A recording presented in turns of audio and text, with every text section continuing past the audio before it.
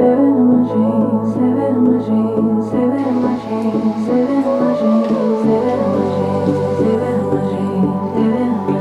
good. I don't know. Am I tripping? Maybe a little. All right, what's up everybody, and welcome back to another video. This is my first ever Q&A with your girl Patrice, and I am so excited about this. Thank you to everyone who made this possible by just simply asking me a question. I was nervous to post it and put it out there that I was going to do this just because, like, what if nobody wanted to know anything, you know, fear. But y'all came through and you asked me questions, so let's get right into it. I got my little sparkling wine, my bubbly, and I'm about to start talking, so let's get right into it.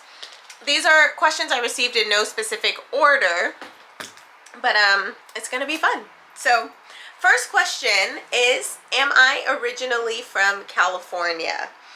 So I was raised all over the United States, but I was born in Fort Collins, Colorado, and I was raised in Colorado. Also, I went to middle and high school there, but in between that, I did live in Oceanside, California, on Camp Pendleton. So my dad was in the Marine Corps, so I was I grew up in California, like my childhood years, so it just, you know, it's always been in my heart. You can take the girl out of California, but you can't take the California out the girl. So yes, that is I'm originally from California, yes.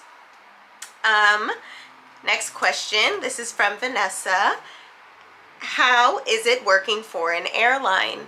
I would say working for an airline is amazing because it affords you to do things that you typically wouldn't be able to do, like travel whenever, wherever you want to. And I love the flexibility I have with that because I grew up in so many different states. I have friends in so many different places, so it really connects me to my friends that are all over, and I'm really grateful for that. There are definitely cons, many cons to working for an airline.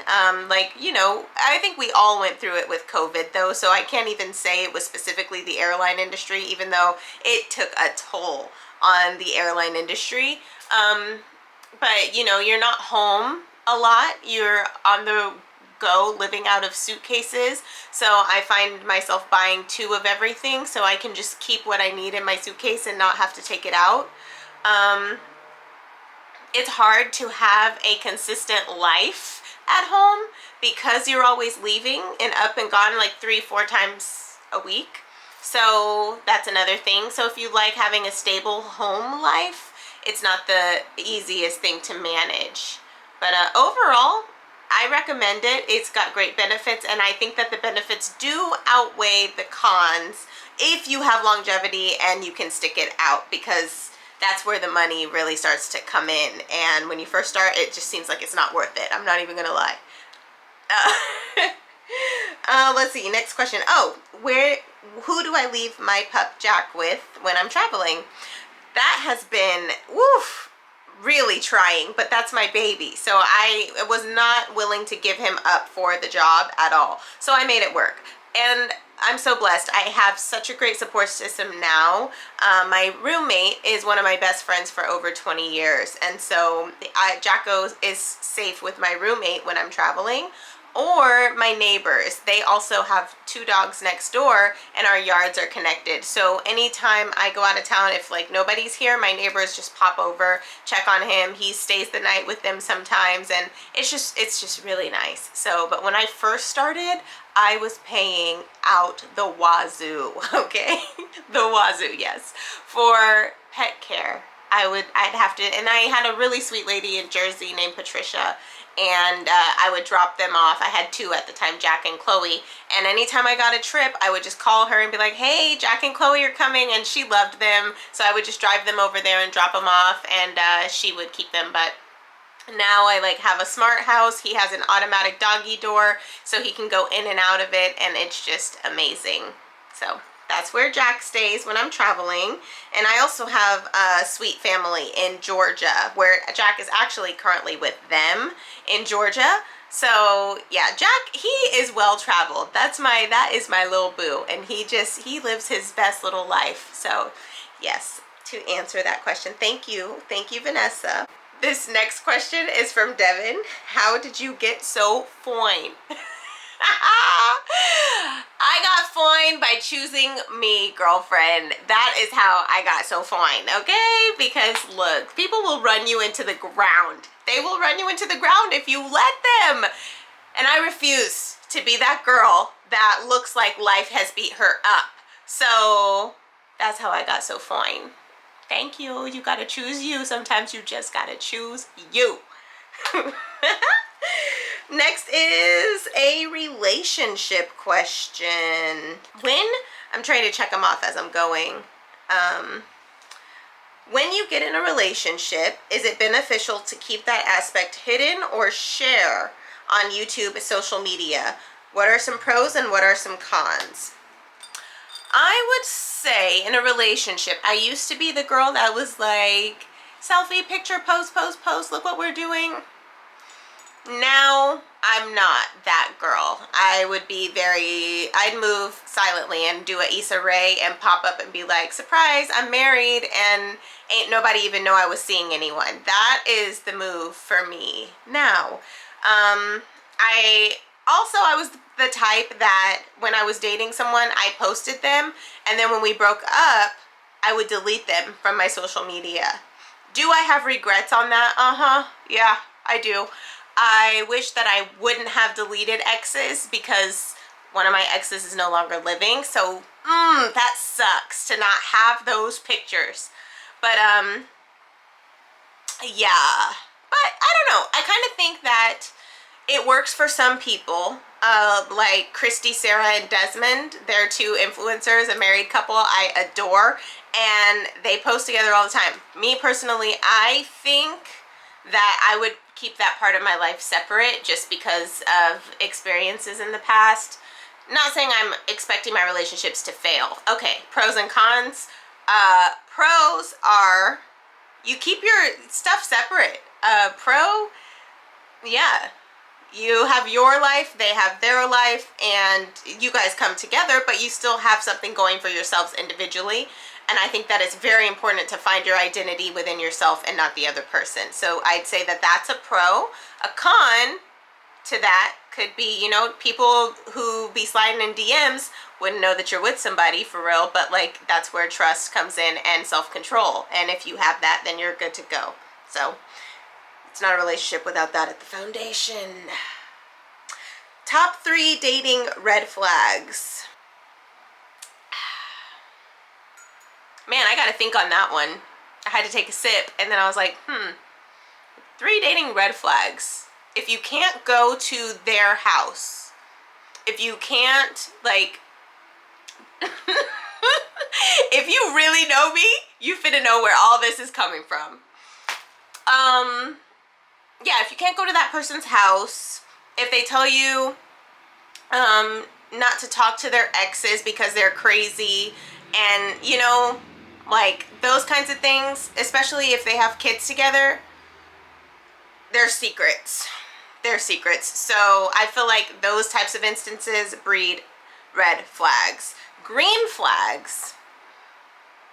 I'm one who is very observant. I sit back and I watch how a person moves. I don't like to tell that person that I might be interested in what I'm looking for, because I've learned from experience that they just conform and they become that until they can't keep it up anymore. So, lesson learned, I keep it to myself and I observe.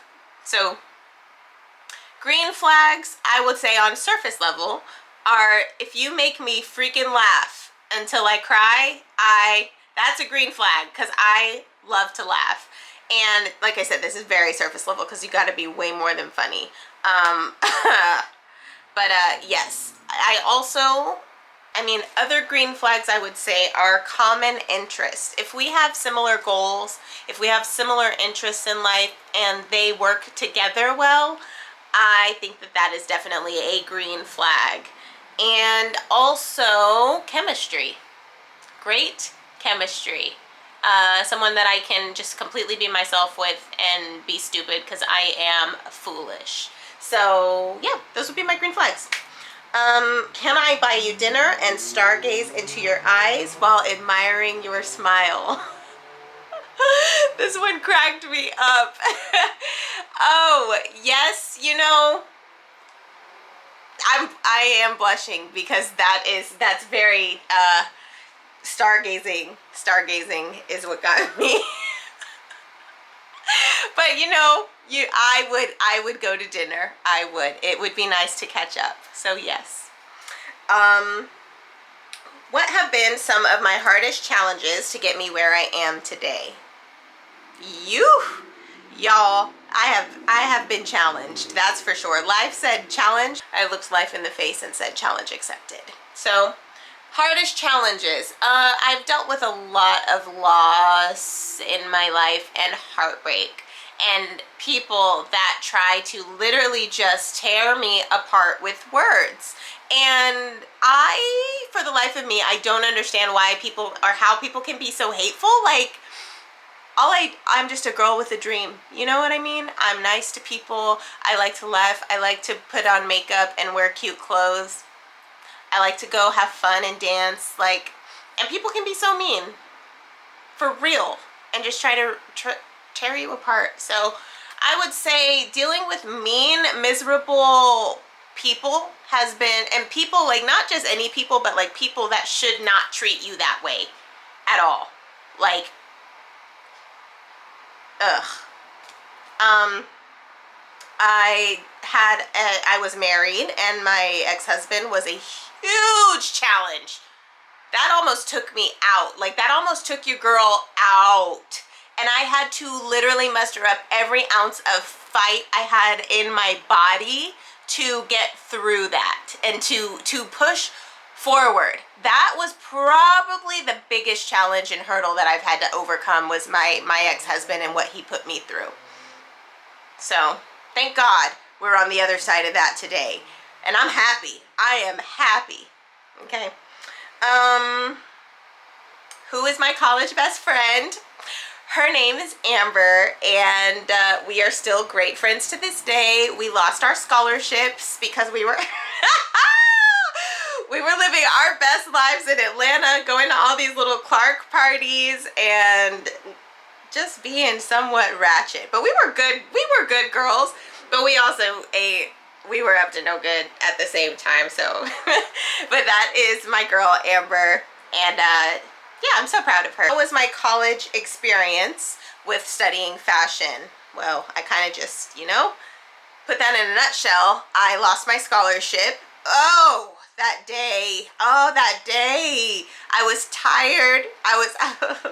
And I asked my teacher, I was like, if I leave class today, here's my paper, I got all my work done. If I leave class right now, am I gonna miss anything? And he was like, no. And I was like, okay, thanks, Mr. Sanders. I'm out. It's the last day. I'll see you later. I had an A. I had an A in the class, and I needed that A so that I would, like, keep my scholarship, because I got a C in a different class. And ooh, when I got my transcript, I had a B+ in the class. And I'm like, Mr. Sanders, what happened? And he was like, there was a 100-point writing assignment in that class that day, and I wasn't there for it. And I was mad because he lied to me and he betrayed me. And he was like, Patrice, a B is not going to make you lose your scholarship. And I'm like, you don't understand. So, my college experience, man, but I'm grateful for it. I learned a lot about myself and my creative self, and I wouldn't change it for the world. This next question is from V, whom I worked with on a commercial project. V, thank you. So good to hear from you, by the way. I hope you're doing well. When will I go online with my designs? That is $1 million question, V. $1 million question. It's a work in progress. I am really seriously doing everything I can to get that together now, and I'm making huge sacrifices because I believe in the dream, and I know that it can happen if I just keep going. So I don't have a specific date and time right now. I know you guys, if you follow my channel and you've seen me crying talking about New York Fashion Week, ooh, it's happening. It's happening. I don't know when, but I do know that I'm not giving up on it. So the day will come.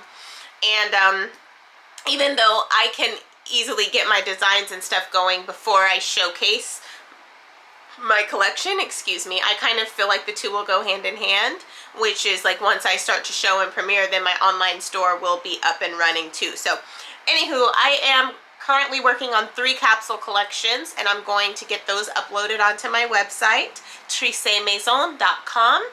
And stay tuned for that, because it's coming in the very near future, where I will just start to post my collections. As far as my, like, to start doing sales, that's going to take just a little bit longer because I have to get production and things in order. So stay tuned. I'm so looking forward to that portion and part of my life. I cannot freaking wait. It's been a long time coming, and many fails. Many fails, guys. So many fails.